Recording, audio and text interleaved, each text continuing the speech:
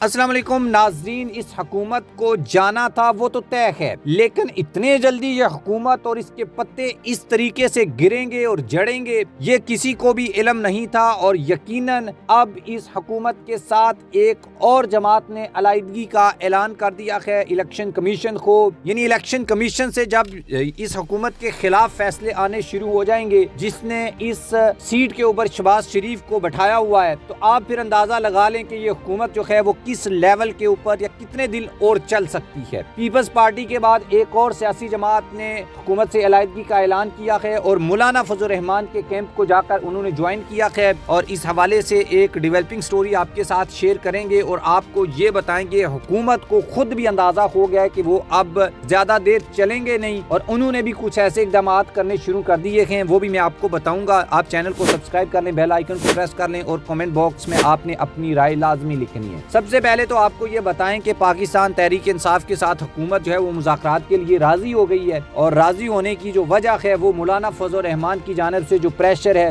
वो आगे ही बढ़ता चला जा रहा है। MQM जो है उसने भी बात की है हुकूमत के साथ अपने तहफ़्फ़ुज़ात को लेकर, क्योंकि पीपल्स पार्टी ने या MQM इन दोनों में से हुकूमत के साथ एक ही जमात रह सकती है और पीपल्स पार्टी ने फ्रंट फुट के ऊपर आकर खेलने का फैसला किया है। लेकिन असल खबर मैं आपको जो बताता हूँ वो ANP की जानिब से सामने आई है और ANP के जो सरबराह हैं एमल वली खान, उनकी स्टेटमेंट आप सुने तो फिर आपको अंदाजा हो जाएगा कि हुकूमत इस वक्त कितनी ट्रबल में है। JUI फे मौलाना फजल रहमान के साथ हुकूमत ने खुला धोखा किया है। मदारस रजिस्ट्रेशन पर हुकूमत ने मौलाना के साथ फ्रॉड किया है और ये फ्रॉड का ऐसा लेवल था और 90 की दहाई में वो ये कहते हैं कि पख्तूनख्वा के अवाम के साथ नवाज शरीफ ने धोखा किया था और अब दोबारा उन्होंने धोखा किया है। और वो ये कहते हैं कि हुकूमत ने ये धोखा कुछ ऐसे दिया है जैसे दिन दिहाड़े में आप किसी का बच्चा उठा लें, सारी दुनिया आपको देख रही हो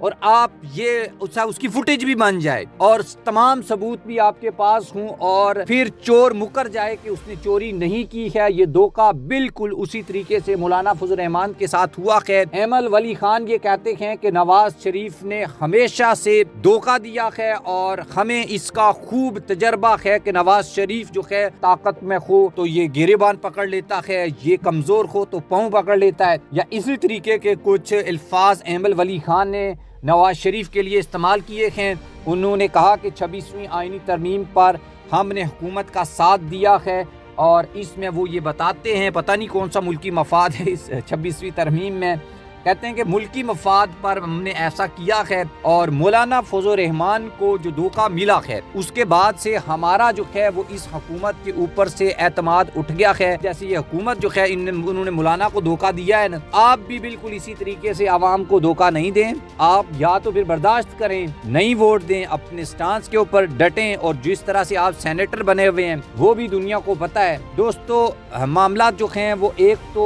जमात इस्लामी ने इस्लामाबाद में लॉन्ग मार्च करने का ऐलान कर दिया है, दूसरी तरफ हुकूमत जो है उसके खिलाफ या उसके साथ जो धोखा हुआ है मौलाना फजल रहमान के साथ, तो इसके ऊपर जो है वो अब बात हो रही है। पाकिस्तान तहरीक इंसाफ ने भी ये वाज़ेह ऐलान किया है हामिद रजा ने कि अगर मौलाना फजल रहमान हुकूमत को गिराने में या हुकूमत से अपने मुतालबात मनवाने में इंटरेस्टेड हैं तो हम मिलकर भी इसके ऊपर चल सकते हैं। लेकिन हुकूमत जो है वो अब PTI के साथ मुज़ाकरात के लिए एग्री हुई है, लेकिन PTI को ये चाहिए कि अगर दूसरी सियासी जमातें जैसे पहले हुआ है PTI ने एहतजाज किया तो बाकी सियासी जमातें हुकूमत के साथ मिल गई और मुज़ाकरात और ये वो, और अब वो अगर इकट्ठे हो रहे हैं तो PTI मुज़ाकरात पे चली जाए, तो ये बात सही नहीं है। अगर जाना है तो सब मुज़ाकरात पे जाओ, अगर नहीं जाना तो फिर कोई भी ना जाए, सारे जो हैं वो मिलकर एहतजाज करो और इसी तरीके से इस हुकूमत से या तो जान छुड़ाई जा सकती है और मुज़ाकरात करने हैं तो फिर अपनी बात मनवाई जा सकती है।